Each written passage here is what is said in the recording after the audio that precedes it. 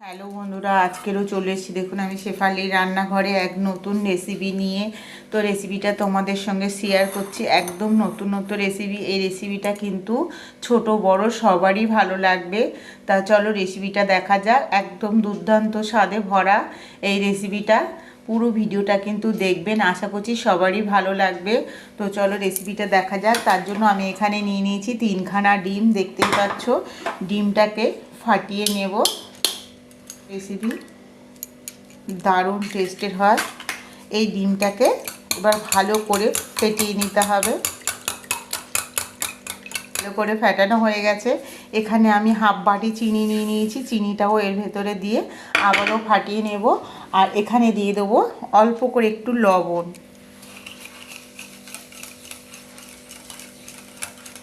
এটা হচ্ছে বেশিক্ষণ, আর যদি পেস্ট করে দাও মিক্সিতে তাহলে কিন্তু বেশিক্ষণ ফাটাতে হবে না।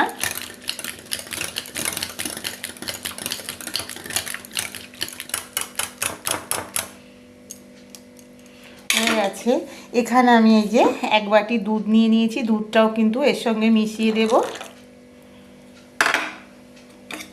দুধটা মিশিয়েও আবারও 5 মিনিট ভালো করে ফাটিয়ে নিতে হবে। এখন দুধটা দিয়ে আমি কিন্তু আরও 5 মিনিট ভালো করে ফেটিয়ে নিচ্ছি।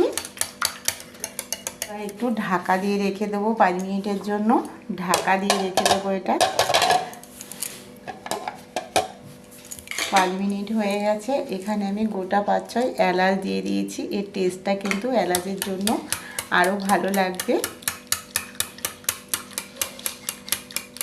তো বন্ধুরা দেখতেই পাচ্ছ আমি এখানে গরম জল বসিয়ে দিয়েছি, আর একটা কড়াতে গরম জল বসিয়ে দিয়েছি 500 গ্রামের মতন।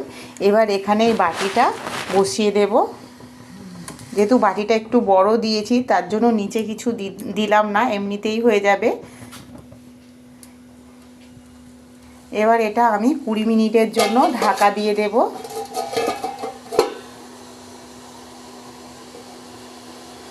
20 মিনিট পরে আবার ঘুরে আছে। আমার 20 মিনিট হয়ে গেছে আর আমি ঢাকনাটা খুলে দিয়েছি। দেখতেই পাচ্ছ কত সুন্দর হয়েছে। এবার গ্যাসটাকে অফ করে দেব, দিয়ে বাটিটাকে নামিয়ে নেব। তো বন্ধুরা দেখতেই পাচ্ছ আমি প্লেটে নামিয়ে নিয়েছি, আর কতটা সুন্দর হয়েছে, একদম রাবড়ির মতো লাগছে। এটা কিন্তু একদম রাবড়ি স্টাইলে করা হয়েছে। আমি কিন্তু এখানে এলাচ দিয়ে দিয়েছিলাম, আর দুধ, ডিম আর একটু লবণ দিয়ে কিন্তু এটা তৈরি করা হয়েছে। এটা খেতে কিন্তু অসাধারণ হয়েছে। একটু মিষ্টি আছে, মিষ্টি মিষ্টি লাগবে খেতে, আর এটা পুরো রাবড়ির মতো লাগবে খেতে। অবশ্যই একবার বাড়িতে বানাবেন। আর রেসিপিটা ভালো লাগলে শেফালির রান্নাঘর চ্যানেলটিকে অবশ্যই সাবস্ক্রাইব করে নেবেন। আমি দেখতে ভালো লাগার জন্য ওপরে একটু হালকা করে সস দিয়ে দিলাম, যাতে দেখতে ভালো লাগে।